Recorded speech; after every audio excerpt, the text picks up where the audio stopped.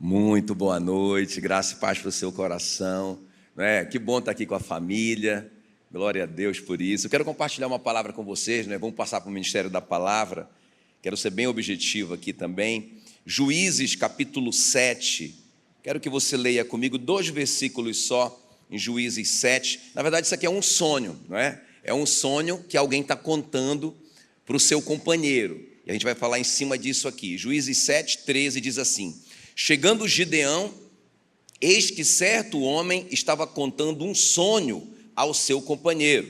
Ele diz: tive um sonho, e eis que um pão de cevada rodava contra o arraial dos midianitas e deu de encontro à tenda do comandante, de maneira que ela caiu, e se virou de cima para baixo, e ficou assim estendida. Respondeu-lhe o companheiro e disse: não é isto outra coisa, senão a espada de Gideão, filho de Joás, homem israelita. Nas mãos dele entregou Deus os midianitas e todo este arraial. Curva a sua cabeça, quero orar por você. Espírito Santo querido, muito obrigado, Senhor, por esse privilégio, por essa oportunidade de estarmos juntos aqui, Senhor, diante da Tua poderosa palavra, e que nós clamamos nessa noite é que o Senhor fale no nosso coração, que o Senhor revele a Tua palavra no nosso coração. Ó Deus, em nome de Jesus, a Tua palavra seja esse remédio nessa noite, esse remédio que nós precisamos, esse alimento que nós precisamos, essa água para nos dessedentar, que a Tua palavra, Senhor, transforme em nome de Jesus. E como igreja do Senhor, nós declaramos contra a igreja do Senhor: as portas do inferno não prevalecerão. Proibimos nosso inimigo de interferir, de atrapalhar. Colocamos o nosso coração como essa terra boa para produzir frutos a 100 por 1, em nome de Jesus, amém, amém. Se você crê na sua oração, aplauda bem forte o nome de Jesus.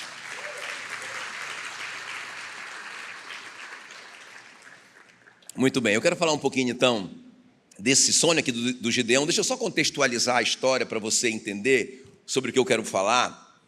Então o Gideão, ele é um dos heróis da fé, Está lá na lista dos heróis da fé de Hebreus 11.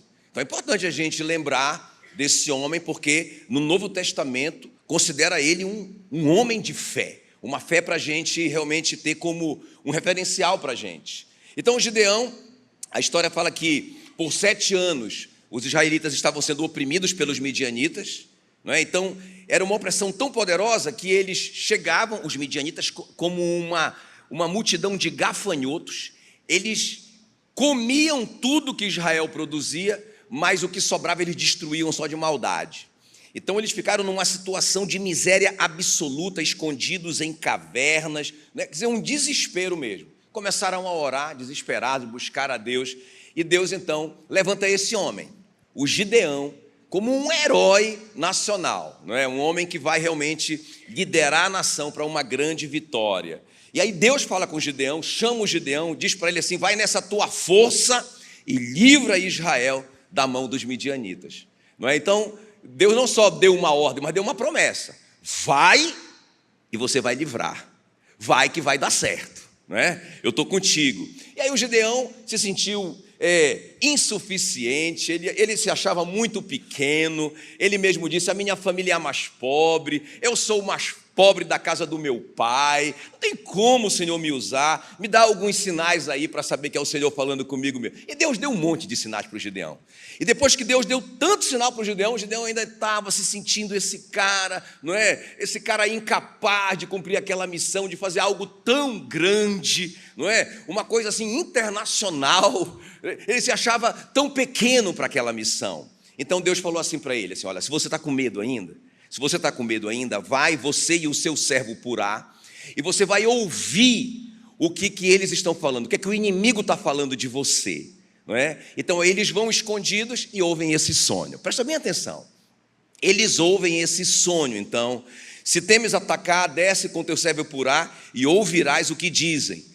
Então, depois, fortalecidas as tuas mãos, descerás contra o arraial. Então eles chegam ali, ele e o Purá, e aí acontece assim uma jesuicidência, Porque no lugar onde eles chegam, pensa, tinha uma multidão, era um lugar tão grande para comportar tão grande exército, e exatamente no lugar onde ele desce, escondido ali, é uma grande jesuicidência, não coincidência, bem ali ele ouve esse sonho. O cara falando para o companheiro, o cara conta. Normalmente um sonho a gente conta no outro dia, né? A gente acorda e conta o sonho. Não, o cara lá já contou o sonho na hora. Ele ficou tão assim apavorado com o sonho que ele já saiu da tenda e contando o sonho. E o sonho era isso. Eu sonhei com um pão de cevada, não é? Um pão de cevada que vinha contra a tenda do capitão, a tenda mais protegida do exército, que ficava no meio do exército ali, bem protegida, e destruía a tenda, deixava ela de cabeça para baixo. Quando eu lia esse texto, eu sempre pensava assim, esse pão de cevada que ele sonhou deveria ser gigante, né? Um disco voador, muito grande, muito pesado. Mas não fala isso, não é? Até depois eu procurei de novo, li de novo, fala que era um pão de cevada. Então era algo como um pão, era como o judeu costumava, um pão assim, achatado, pequeno. Era um pão de cevada, que veio rodando, já pensou aquele pãozinho, não é? Que veio rodando e virou uma bala de canhão e destruiu a tenda do capitão, e foi assim uma destruição completa, não é? Então realmente era um pão de cevada, não é? Era só isso, e uma grande vitória, Quando o Gideão ouve o sonho, ele fica aleluiado, ele volta para o exército e ele diz: pessoal, vai dar certo, vamos para cima. 300 homens desarmados descem aquela colina e tem uma grande vitória. Agora, o que eu quero falar para você hoje à noite, presta bem atenção. Isso aqui que eu quero falar. Então, o que foi que o medianita viu? O que foi que o medianita viu no sonho dele? Falei para mim? Um pão de cevada. Isso aqui é muito importante, porque a cevada era uma comida para animais naquela época, naqueles dias, não é? Hoje é uma coisa muito cara, né? Hoje é uma coisa de valor, mas ninguém dava valor naquilo ali. Então eles eram chamados inclusive de comedores de cevada. Era um povo pobre, miserável. O que quer dizer pão de cevada? Que é algo desprezível. Eu sonhei com pão de cevada, uma coisa desprezível, pequena, insuficiente, que dava uma grande vitória. E o cara fala assim: olha, isso não é outra coisa, olha a interpretação do sonho, isso não é outra coisa, esse pãozinho de cevada aí que você sonhou, que destruía tudo de forma poderosa, isso não é outra coisa senão a espada de Gideão. Esse pãozinho de cevada é o Gideão, quem está me entendendo aqui? Não é? Então, irmãos, é sobre isso que eu quero falar com você hoje à noite, o servo que Deus quer usar. Bora gritar bem forte aí o nosso tema? O servo que o Senhor quer usar. O servo que o Senhor quer usar. Então aquele desprezível pão de cevada era o Gideão. Era com aquele homem que se sentia tão pequeno, tão incapaz, que Deus queria dar uma grande vitória para o seu povo. Quem está me entendendo? Cutuca esse pãozinho de cevada que está aí perto de você e diz assim: o Senhor quer te usar, seu pãozinho de cevada. Amém? Irmãos, o Senhor quer nos usar. Agora, o que nós precisamos fazer? Presta bem atenção nisso. Eu vim aqui te desafiar, não é? Eu converso, como pastor, a gente conversa com tanta gente, não é? E eu vejo assim tanto potencial nas pessoas, e aí eu percebo que elas não percebem o potencial delas, né? Às vezes eu penso assim: puxa vida, eu queria ter o que esse cara tem, eu queria ter essa capacidade que essa pessoa tem. Mas quando eu converso com ela, ela se sente o pãozinho de cevada. Ela pensa que ela nunca vai fazer nada para Deus, que ela é um erro da natureza, e coitadinha dela. Mas o Gideão pensava assim dele no começo, não é? Ele fala assim: como que o Senhor vai me usar, Senhor? Eu sou da menor tribo de Israel, a minha família é a mais pobre, e eu sou o mais pobre da casa do meu pai. O Senhor mirou na pessoa errada. Tem tanta gente aí com mais potencial. E Deus disse: Gideão, o cara é você. Eu vou usar você, não é? E quando Deus leva o Gideão para ouvir aquele sonho, era isso que ele queria dizer para o Gideão. Gideão, é isso. Eu posso usar qualquer coisa, até um pão de cevada. Sou eu que vou dar a vitória. Eu posso usar qualquer pessoa, ainda aquela pessoa que se sinta tão pequena, tão incapaz. Sou eu que vou dar a vitória. Quem está me entendendo? Você está pronto? Você quer ser usado por Deus? Ou você quer passar pela sua vida e viver, ficar velhinho, morrer e não fazer nada para Deus? Não é? Misericórdia, é isso. Misericórdia. Diga misericórdia, bem forte. Irmão, que tragédia. Nós estamos aqui. Nós estamos vivos. O apóstolo Paulo não está mais aqui. Ele fez muita coisa, mas ele não pode mais fazer nada. Mas, irmãos, eu e você podemos. Amém? Nós podemos ser usados por Deus. E nós vamos ser. Agora, a gente tem que mudar essa atitude, então. Vamos ver. Então, qual que é o nosso tema mesmo? O servo que Deus quer usar. Então, bora ver assim. Vou aprender com o Gideão. A primeira coisa aqui que eu vejo nesse pãozinho de cevada que é o Gideão. Olha só, a primeira coisa que nós temos que aprender com ele. Quem são as pessoas que Deus quer usar? Então, em primeiro lugar, grita aí comigo bem forte. Pessoas comuns, mas crentes. Amém, querido? Quantas pessoas comuns tem aqui? Mas pode ser comum, está tudo certo. Uma pessoa comum, uma pessoa comum. Você não é nenhuma estrela conhecida, você não é famoso, você não tem milhões de seguidores, né, nas redes sociais. Você é uma pessoa comum, como o Gideão. Mas o que você precisa ter, a primeira coisa, você precisa crer em Deus. Quem está me entendendo? Olha o que diz aí Juízes 7,15. Tendo ouvido Gideão contar este sonho, o seu significado. Qual era o significado do sonho mesmo? Não é? Lembra? O cara falou, isso não é outra coisa, esse pãozinho voador, não é? De cevada, que destrói a tenda do comandante, não é outra coisa, é o Gideão. É o Gideão, não é? Então, olha só, tendo ouvido o Gideão contar este sonho e o seu significado, o que ele fez? Ele adorou, e tornou ao arraial de Israel e disse, levantai-vos, porque o Senhor entregou, diga entregou. Ele não disse assim, o Senhor vai entregar. Irmão, se der tudo certo, não, ele chegou lá em cima e disse, pessoal, deu certo, já deu certo, o Senhor já entregou, e ele adorou, como se ele já tivesse recebido. Eu amo o Salmo 119, 162, que diz assim mesmo, alegro-me nas tuas promessas, como quem acha grandes despojos. Você tem que se alegrar com a promessa, como se já fosse o despojo, porque se Deus prometeu, já era. Quem está comigo aqui? Se Deus te deu uma promessa, irmão, já era. Deus não é homem para que minta, e nem filho do homem para que se arrependa. Tendo ele prometido, ele cumprirá. Então, se ele falou para o Gideão, vai nessa tua força e livra Israel, ele já tinha falado.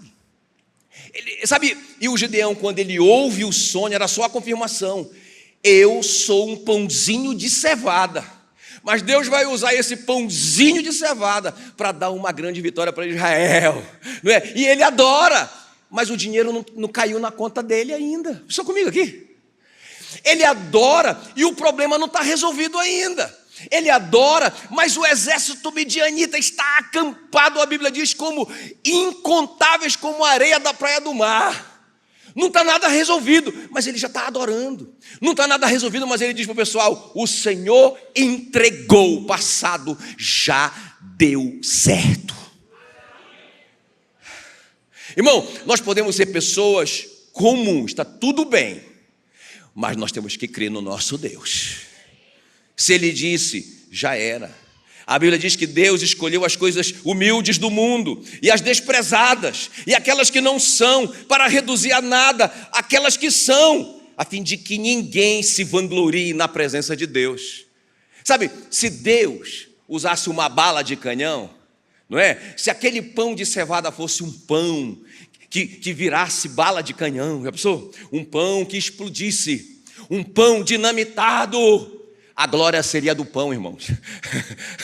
Mas era um pão de cevada, era uma coisa barata, era uma coisa sem valor, uma coisa que ninguém queria saber de nada disso. Então presta atenção, Deus quer usar você para que a glória seja dele. Deus quer usar o Jackson, esse pãozinho de cevada, que não vale nada, para que a glória seja dele. Não é? É isso. Então, se você fosse assim, tão top das galáxias, em você mesmo, não é? Você poderia se vangloriar, rapaz. Olha, eu canto uma música todo dia diante do espelho, grandioso és tu, aleluia. Aí a glória seria de Deus, ou perdão, seria sua e não de Deus. Irmão, toda glória humana é vanglória, vanglória. E Deus queria então usar o Gideão. Eu acho muito, muito lindo isso, né? Fala aí para a pessoa que está perto de você, fala assim: você é muito forte. Fala aí. Não, eu não ouvi, fala bem forte para ela. Você é muito forte, muito poderoso. Agora, para que ela não se vanglorie, diga assim: tão poderoso como um pãozinho de cevada que não vale nada. Irmãos, a Bíblia, olha só como que a coisa é, né? A Bíblia diz que Deus vai pisar a cabeça da serpente no final de tudo com os nossos pés. O meu pé? Sério mesmo? Sério, com os pés da igreja. É a igreja, sabe aquela coisa desprezível, esse pãozinho de cevada, cheio de defeito, não é? Cheio de defeito, a igreja é assim, não é? Ou não? Mas, irmãos, é essa igreja que vai humilhar Satanás e vai pisar na cabeça dele. Agora, nós temos que crer, não é? Porque as pessoas pensam assim: não, porque era o Gideão, ele está lá na lista dos heróis da fé. Irmão, mas ele não estava lá, ele foi colocado lá. Ele era o pãozinho de cevada. Ah, mas era o profeta Elias, era o profeta não sei o que lá. Irmãos, a Bíblia diz que Elias era um homem semelhante a nós, sujeito às mesmas paixões. E ele orou para que não chovesse, e não choveu por 3 anos. E ele orou para que chovesse, e choveu. Ele foi usado por Deus, apesar de ser o Elias. Quem está comigo aqui? Amém, queridos? Então, a primeira coisa é isso, pode ser comum. Jesus disse, olha só o que ele disse: em verdade vos digo. Isso aqui é importante. Isso aqui, quando você lê na sua Bíblia, em verdade é uma coisa muito importante. Quando Jesus fala assim, em verdade. Quando ele fala em verdade, na língua hebraica, era uma afirmação, era algo assim, sabe, para dar ênfase, era uma coisa importante. Toda vez que você vê um texto no Novo Testamento onde fala em verdade, te liga nesse texto, lê de novo, entende melhor. E aqui tem um em verdade. E Jesus diz, em verdade vos digo, João 14:12, que aquele que crê em mim, olha o segredo da fé, fará também as obras que eu faço, e outras maiores fará, porque eu vou para junto do Pai. Mas você mesmo, pãozinho de cevada, você pode fazer obras maiores do que essas. Mas qual que é o segredo? Qual que é o primeiro segredo? Pode ser comum, mas tem que ser o quê? Tem que ser crente. Amém, queridos? Amém. Então vamos lá, vamos avançar. A segunda coisa que eu aprendo com o Gideão aqui nessa história, não é? Então, podem ser pessoas comuns, mas crentes. Agora, segundo, pessoas simples, mas eficazes. Isso aqui é muito importante. Grita aí, pessoas comuns. Grita com fé, diga, pessoas comuns, mas crentes. São essas pessoas que Deus quer usar. Em segundo lugar, grita aí, pessoas simples, mas eficazes. Porque olha só, irmão, olha como que é muito interessante essa história. Juízes 7:16. Então repartiu os 300 homens, o Gideão. Irmão, Deus falou assim, Gideão, tá bom de sinal para você? O Gideão, tá bom, é muito sinal. É muita promessa, é muito sinal, tá tudo certo, não é? Deus deu todos os sinais que ele pediu. Agora vai lá, ouve o que eles estão falando, ele ouve o sonho. Rapaz, sou eu esse pãozinho de cevada, eu vou vencer. Beleza. Aí, irmãos, ele volta, ele está cheio de fé agora, ele diz, pessoal, vai dar certo, vamos lá. Mas ele não vai de qualquer jeito. Presta atenção, pãozinho de cevada. Ainda que você tenha uma promessa, ainda que você esteja crendo nessa promessa, tá beleza, é o primeiro passo. Você tem que ser eficiente.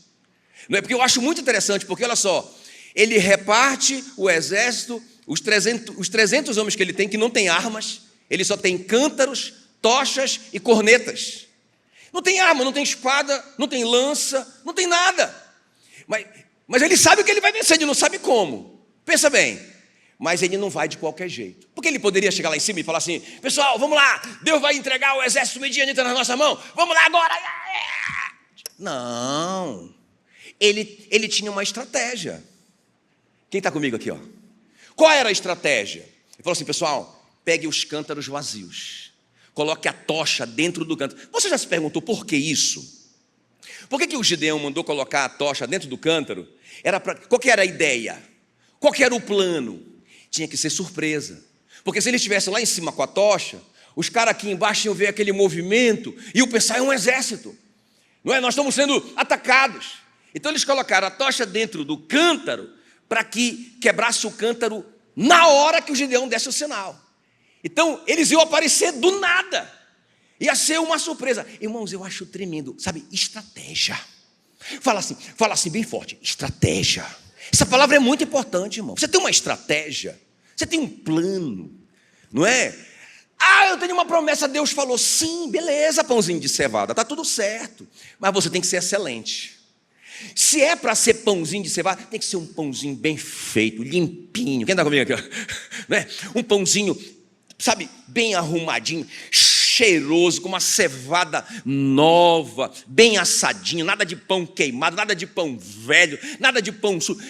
Diga excelência. Irmão, isso é uma chave para nós sermos usados por Deus. Sabe, eu tenho uma frase no meu coração. Vocês sabem, né? Já falei tanto aqui. Se vale a pena ser feito, vale a pena ser bem feito. E se vale a pena ser bem feito, vale a pena ser feito como nunca antes foi feito. É para fazer? É. Então bora fazer bem feito esse negócio. Vale a pena fazer bem feito? Rapaz, então bora fazer como nunca antes foi feito. E Deus gosta disso. Deus honra a excelência. Então o Gideão, ele tem uma estratégia, né? Ele fala assim: pessoal, tocha dentro do cântaro, a gente vai todo em grupos de 100. Para que grupo de 100? O que é que vai mudar, Gideão? Vamos organizar esse negócio. Grupo de 100. Mas, Gideão, eles são incontáveis, é uma multidão tão grande. Não importa. Tocha no cântaro, a gente vai separado, a gente vai um pouquinho separado. Qual que era a ideia do Gideão? Se a gente tiver só um bloquinho aqui, pode ser que só essa parte aqui ouça o nosso grito. Então a gente vai espalhar esses 3 grupos, de forma que todo mundo ouça o que a gente vai gritar. Diga estratégia. Grita aí, estratégia. Mas aí o cara tem uma promessa, meu irmão. Não importa, estratégia. Agora presta atenção, acho muito lindo, né?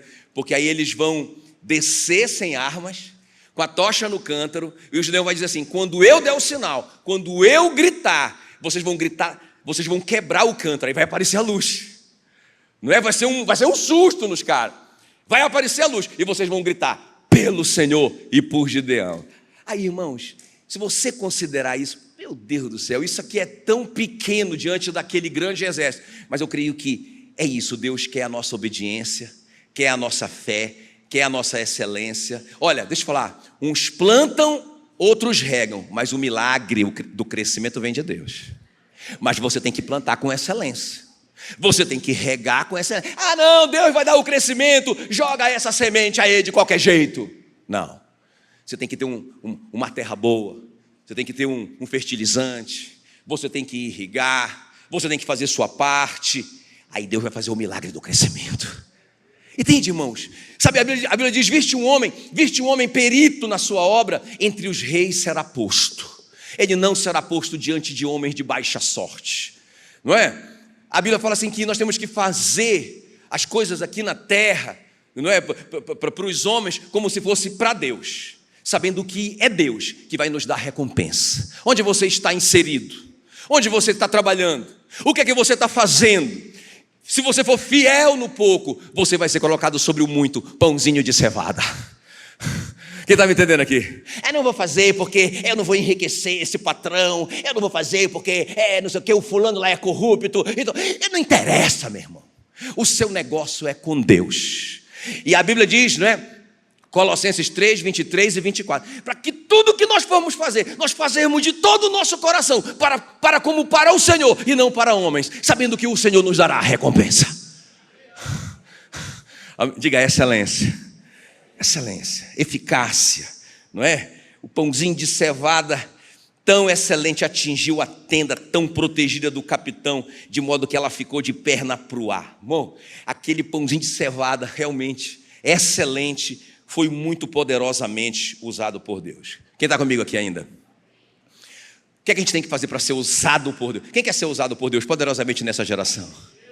Tá, qual é a primeira coisa que eu tenho que fazer? O que é que eu tenho que fazer? Você pode ser uma pessoa comum, mas tem que ser o quê? Crente. Qual que é a segunda coisa? Qual que é a segunda pessoa que Deus usa? Qual que é? Você pode ser simples, mas você tem que ser eficiente no que você faz. Seja fiel no pouco, Deus vai te colocar sobre o muito. Não, quando eu tiver mais, quando eu ficar rico, eu vou ajudar essa igreja. Não ajudou quando não tinha? Não acredito. Olha, irmão, uma coisa que eu aprendi como pastor, né? Muitas pessoas, eu lembro de tantas promessas que eu já recebi. A irmãzinha lá, pastor, olha, ore por mim, porque quando essas coisas aqui derem certo, eu vou te abençoar a igreja. Aí eu estava todo feliz, né? Aí a Mila falou assim para mim, amor, essa pessoa já ajudou a igreja quando ela ganhava um salário mínimo? Né? Não. E amor, não te empolga com isso. Fiel no pouco será colocado sobre o muito. Quem está me entendendo aqui? Diga, simples, mas eficaz. Agora vamos terminar. O terceiro tipo de pessoa que vai ser poderosamente usada por Deus, não é? Eu quero ser usado por Deus na minha geração, quero terminar com isso. Quero te fazer esse desafio aqui. Grita bem forte aí comigo. Pessoas menosprezadas, mas corajosas. Pessoas comuns, mas crentes. Pessoas simples, mas eficazes, competentes, excelentes. Pessoas menosprezadas. Esse aí é. Pessoas menosprezadas, mas pessoas corajosas. Vamos ver aqui o Gideão. Juízes 7:17 fala assim: disse-lhes, olha o que ele vai dizer para o exército dele, quando ele sobe, depois que ele ouve o sonho, o pãozinho de cevada. Gideão, você é o pãozinho de cevada, você vai derrotar esse exército com esses trezentinhos desarmados. Ele sobe aleluiado, e ele diz, pessoal, vamos adorar, já deu certo, o Senhor já entregou, fé. Aí ele tem a estratégia, excelência, mas aí, irmãos, precisava de mais uma coisa, coragem, porque eu quero que vocês pensem comigo. Pensem nisso comigo, se você estivesse lá. Pensa, aquela multidão, aquele exército poderoso que vinha, que por 7 anos, dominou a nação. Uma coisa tão impossível. Irmãos, agora eles são 300. Não tem nenhuma espingarda na mão. Nada, não tem nenhuma funda sequer. Eles não têm nada. Irmão, beleza, os caras têm uma promessa, eles estão crendo, aleluia por isso. Eles têm uma estratégia, ótimo, muito bem, seu Gideão, está fazendo o dever de casa. Agora, irmão, quando eu leio o texto, eu gosto de me colocar lá. Eu gosto de pensar se eu estivesse lá. Eu te confesso que eu fico apavorado com isso. Tá bom, agora nós somos lá, nós somos 300. Gideão, beleza, onde é que estão as nossas armas escondidas? Não tem arma escondida. Mas Gideão, tá ligado que eles são milhares, né? Eu imagino que o Gideão deve ter usado a Bíblia ali, né? Deve ter usado o Pentateuco para explicar, não, a Bíblia diz que se nós formos fiéis a Deus, um de nós colocará em fuga 1000, mas 2 de nós colocarão em fuga 10.000. Então vamos fazer a conta aí, cada 2 são 150, vezes 10, rapaz, dá para a gente matar muita gente. Talvez um soldado diga, Gideão, mas tem muito mais do que isso. Mas Deus falou, e vai dar certo. Nós cremos e nós temos a estratégia. Agora vamos para cima, vamos ter coragem. Quem está comigo aqui? Irmãos, e assim que eles descem aquela colina, eu acho lindo que ele vai falar assim, ó, quer ver? Juízes 7:17, olhai para mim e fazei como eu fizer. Eu acho assim quase que, né? É muito forte isso, né? Fica de olho em mim, porque eu sou um sucesso. Mas eu vou livrar a cara do Gideão. Porque o apóstolo Paulo vai dizer assim no Novo Testamento, né? Sejam meus imitadores, como eu sou de Cristo. O que o Gideão está falando para o pessoal dele? Pessoal, eu não estou inventando moda, não. O que eu estou fazendo, eu fui orientado por Deus para fazer. Se vocês fizerem o que eu estou fazendo, vocês vão estar imitando a Deus. Vai dar certo. Então olhem para mim, eu sou o modelo para vocês. Rapaz, o nome disso é coragem. O nome disso é coragem. O cara se coloca na frente e diz: olhai para mim e fazei como eu fizer. Chegando às imediações do arraial, como fizer eu, assim fareis. Quando eu tocar a trombeta, e todos os que comigo estiverem, então vós também tocareis a vossa ao redor de todo o arraial e direis: pelo Senhor e por Gideão. Meu Deus do céu, o nome disso é coragem. Irmão, coragem não é ausência de medo, tá? Porque todo mundo aqui tem medo. Medo é um dispositivo de defesa, não é?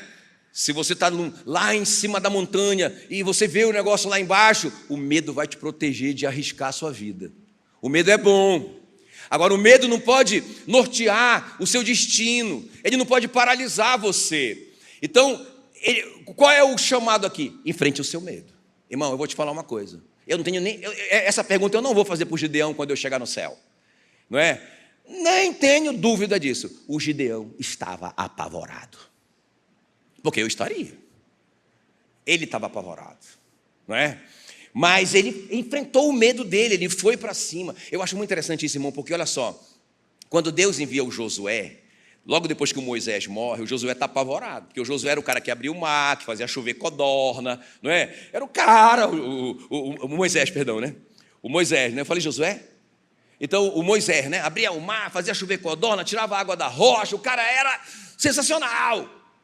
E o Josué era o servo dele. Quando ele morreu, o Moisés, Deus falou: Josué, olha só, eu acho muito lindo isso.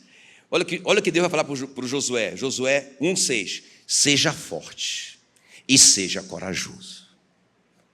Pergunta, irmãos: Deus te daria uma ordem que fosse impossível para você cumprir? Se Deus nos mandasse fazer algo impossível, seria a maior injustiça do mundo. Estão comigo? Então, quando Deus diz seja forte, é porque é possível você ser forte. Como é que eu sou forte? Não é? A Bíblia diz: diga ao fraco, eu sou forte. Então, em vez de eu ficar dizendo eu sou um pãozinho de cevada miserável, o meu país é o menor, não é? A minha família é a mais pobre, eu sou o mais pobre, não vai rolar. Rapaz, eu sou forte, porque maior é o que está em mim do que o que está no mundo, não é? Tudo posso naquele que me fortalece. Aleluia. Eu vou para cima. Então Deus fala para o Josué: Josué, seja forte e seja corajoso. Irmão, para a gente ser corajoso, então, é uma decisão. É uma atitude. Eu vou para cima. Eu vou enfrentar o meu medo. Eu estou apavorado. Irmão, deixa eu falar uma coisa para você. Tem gente que fala para mim: pastor, quando eu crescer eu quero ser igual o Senhor, assim, não ter vergonha de pregar em público. Deixa eu te confessar uma coisa aqui. Quando eu cheguei aqui, eu estava com a perna tremendo. É verdade. Isso é verdade, pastor William. Já preguei tanto aqui, né? Mas, cara, não sei porquê, eu estava meio estranho. O que é isso, rapaz? Sai daqui, Satanás.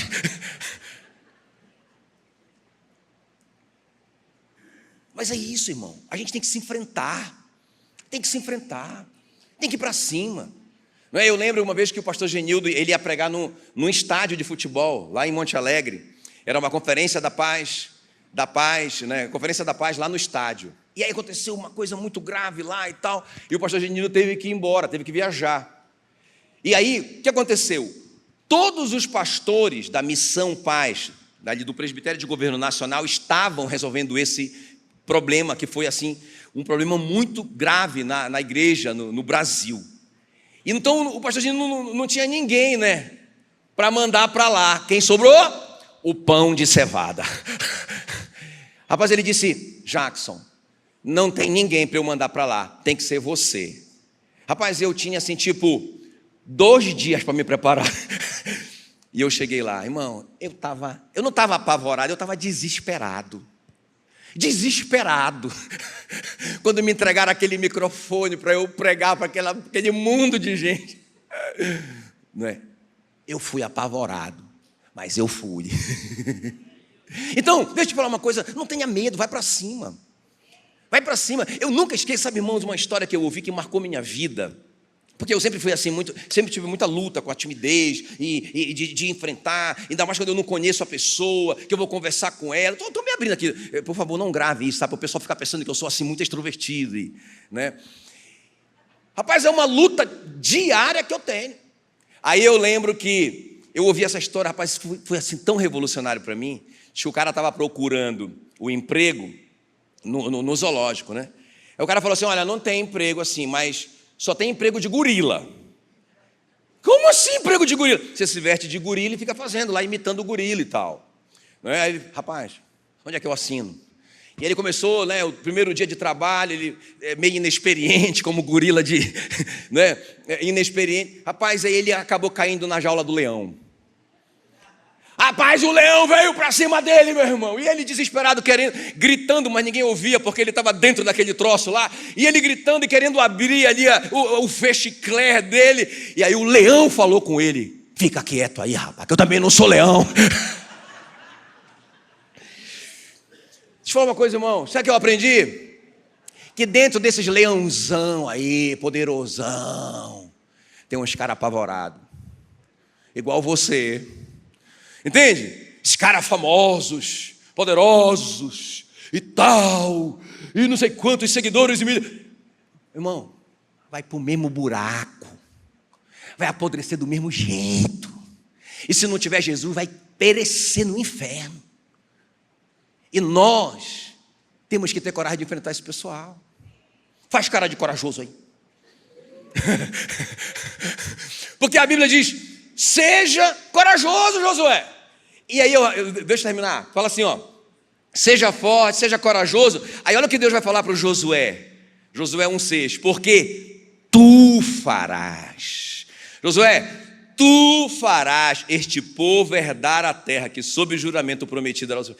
Eu dei a promessa, mas quem vai fazer o negócio acontecer é você, Josué.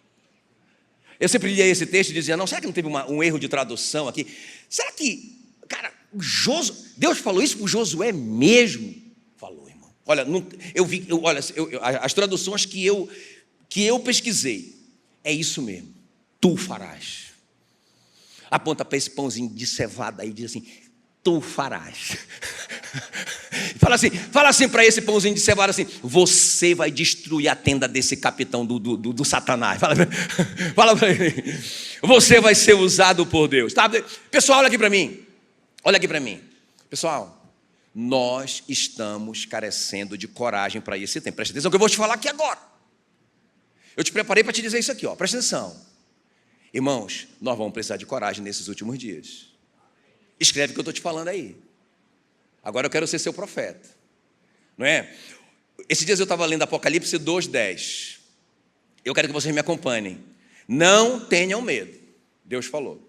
É um dos não temas da Bíblia. Não tenham medo. Não é? Com as coisas que vocês têm que sofrer. Eu não sei, né, irmão? Porque a gente não tem ouvido muito sobre isso, né? Parece que... Rapaz, mas a Bíblia que eu leio fala isso. Ele fala assim, olha, não temas as coisas que tens que sofrer. Eis que o diabo está para lançar em prisão alguns dentre vós, para ser dispostos à prova, e tereis tribulação. Credo, pastor, vira essa boca para lá. Tereis tribulação. E ele fala assim, seja fiel até a morte, e dar-te-ei a coroa da Bíblia. Irmãos, a Bíblia que eu leio, tem gente despedaçado por leão, em Hebreus 11, tem gente traspassado por espada, tem gente degolado como o apóstolo Paulo, mas que não negaram a fé. Você lê essa Bíblia também ou não? Ou você só lê a Bíblia do aleluiado, que nunca tem problema? Ei, Deus está chamando a nossa geração. Vocês têm que ter coragem, porque a coisa vai acontecer. Irmão, a coisa está séria no Brasil e no mundo. Vocês estão vendo o que está acontecendo? Tem um princípio que a psicologia já usava, que tem sido muito usado hoje em dia, que é a dessensibilização progressiva. Tipo assim, ó, o cara coloca aqui uma lei aqui, ó. Ele não muda radicalmente o negócio para todo mundo se revoltar e explodir o Brasil. O cara coloca um negocinho aqui, ó. Aí todo mundo briga, todo mundo fala, mas tá bom, tá bom. Aí coloca outra. Ele vai te desensibilizando progressivamente. Aí coloca outra coisa. Tá bom. Aí coloca outra coisinha aqui. Tá bom. Irmão, eu não sei se vocês já repararam o país que você vive. onde que nós já chegamos. E nós só estamos aceitando de boa. Olha, eu não quero ser o profeta do carro, misericórdia disso, mas é só uma leitura. Não vai demorar muito, irmãos, para os pastores começarem a ser colocados na prisão, está na Bíblia. E vocês também, viu? Agora presta atenção.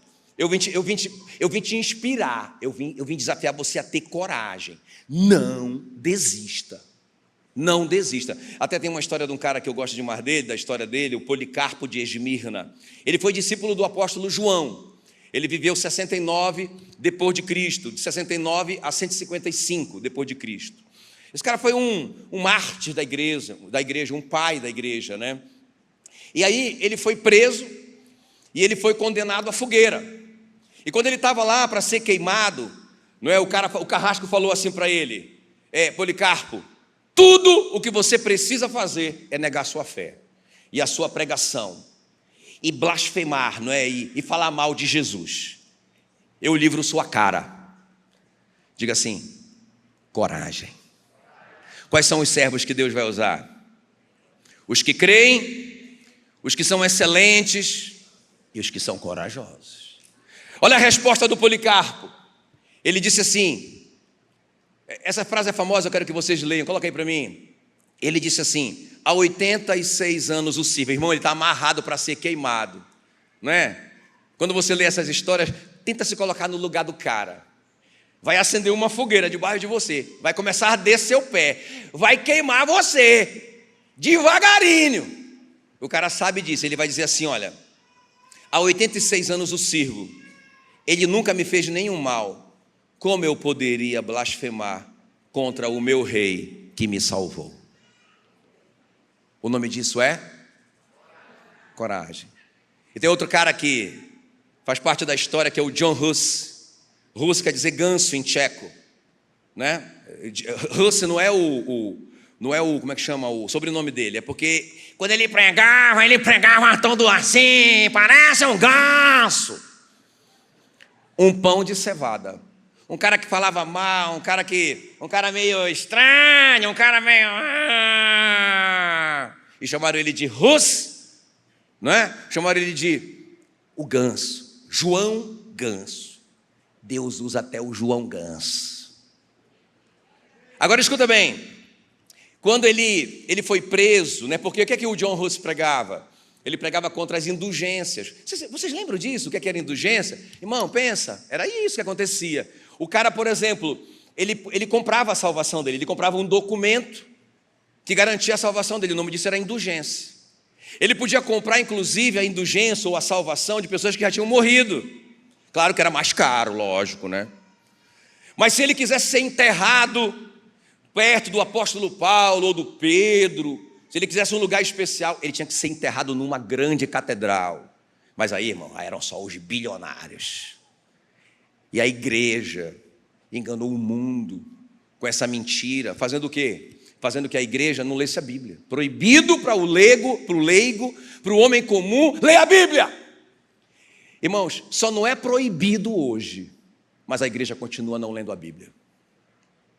Não é? A Jocum fez uma pesquisa recente.